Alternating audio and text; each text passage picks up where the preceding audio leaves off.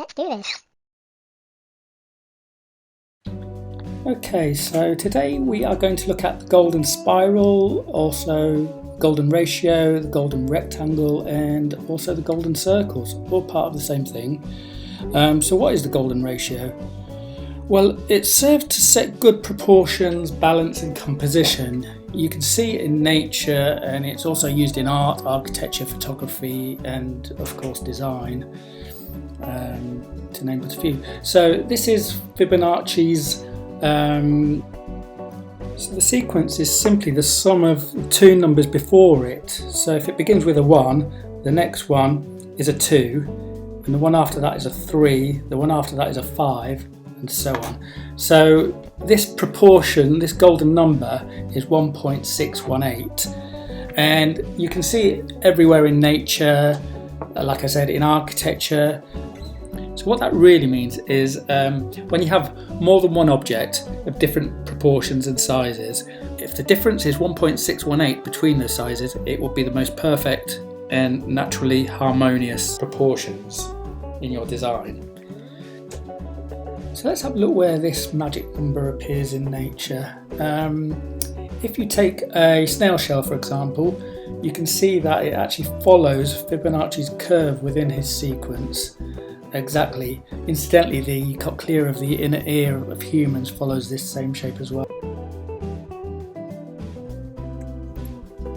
You can find it anywhere else in nature. So if we take example this flower, here's a golden rectangle that I created earlier. So if we take, for example, that circle, see it fits perfectly into that flower. We'll get rid of that for now. And let's take one of these other circles, keeping with the ratio of 1.618. You'll notice that the gaps between each of these petals will also be in proportion. If we take this one here,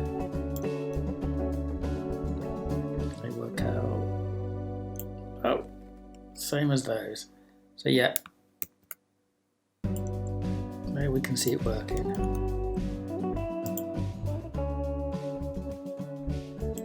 Another place we can see this working is in architecture. The ancient Greeks used Fibonacci's sequence quite a lot in their designs. So if we take this one here, paste it over here, let's rotate that all the way around,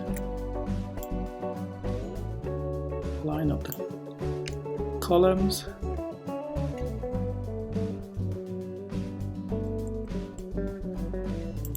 there we go. We fade that a little bit actually. Okay, so you can see the bottom's lined up, the tops of these pillars follow that proportion. This follows that proportion. The center of that circle fits within that top line, and then you'll have the pyramid on top of that, the point on top of that. So how can we create our own?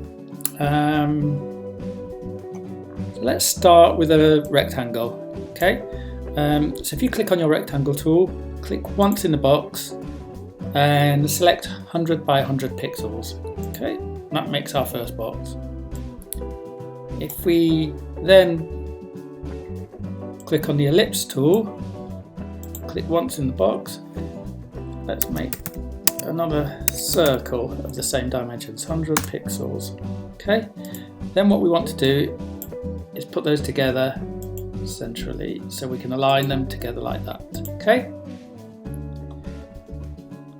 after that we can create a bigger circle, twice the size, 200 pixels, and we want to align that to everything else. So we'll left align and top align. Okay, we have that. Now what we want to do is get rid of these outside edges. So what we'll do is select the direct selection tool, click that, and that one. Oops.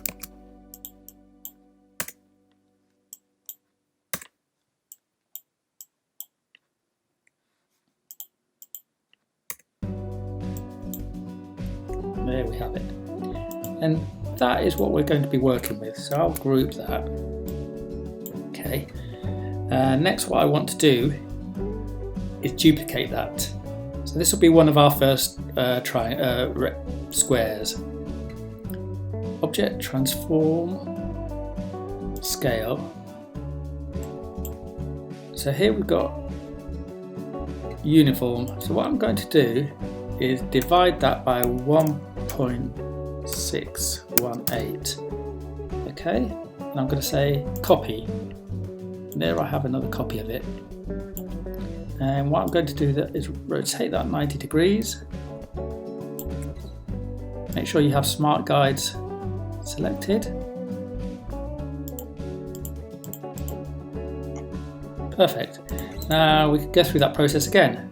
Select that, object, transform, scale, copy, and we have a smaller one. Rotate it 90 degrees.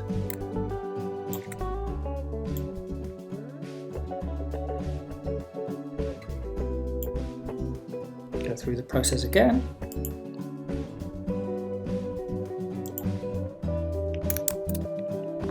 Object, transform, scale, make a copy.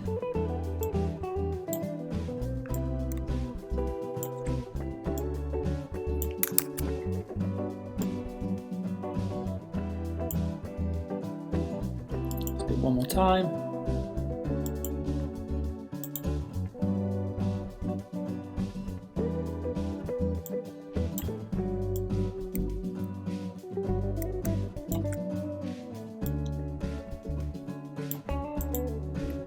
Okay, and as you can see, we have the Fibonacci curve and our squares as well.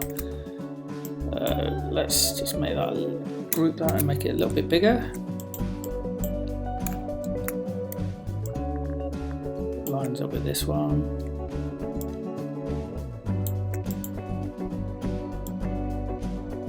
Okay, so we've got that one. What we can do now is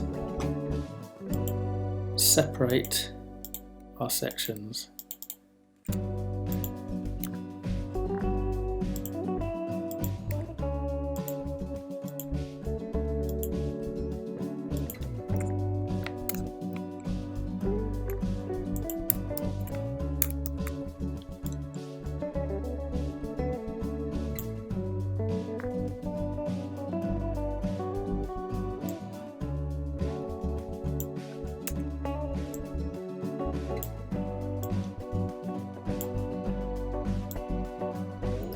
We'll put that to one side for now. What we want to do now, we've got our golden rectangles and our golden circles within that. So what we want to do is take our circles, put them down here, and what we can do is align them, and the proportions of these circles are all 1.618. And we can use these in our designs.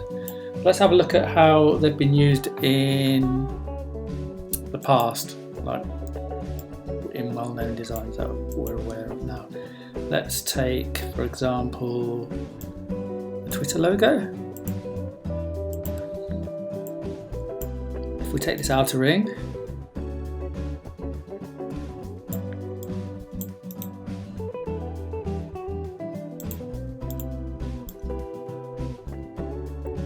see that pretty much fits exactly in there. Let's take this ring here. You can see that's what they used to make up the size of the head. Let's copy this one because I can see that the wing and the top, the inside of the beak fits that shape. And I've got a feeling this one was used again to create the wings. Look, there we go. So you can see how proportions have worked, how proportions have been used to create this logo.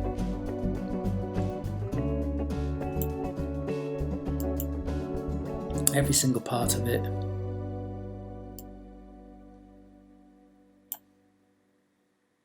So, where else has it been used? Let's have a look.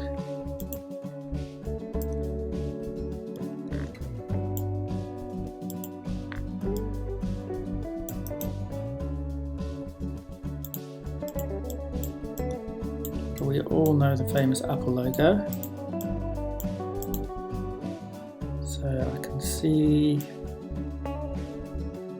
these edges were probably created using the larger circle.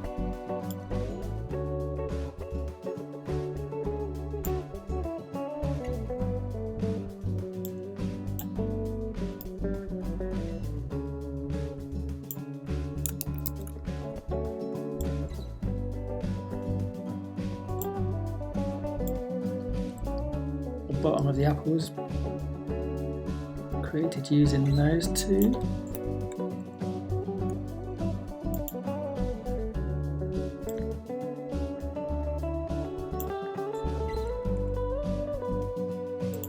Yep, that looks about right.